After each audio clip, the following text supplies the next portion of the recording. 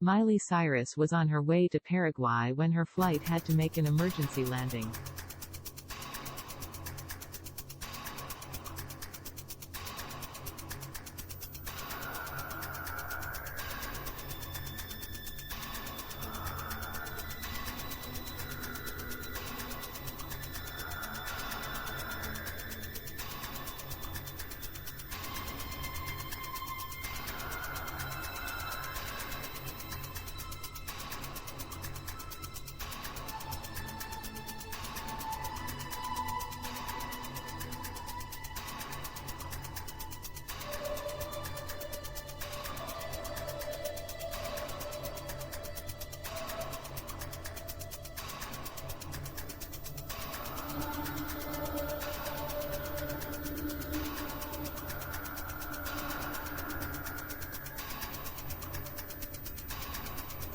Weather conditions were so bad in Paraguay that the first day of the festival was cancelled.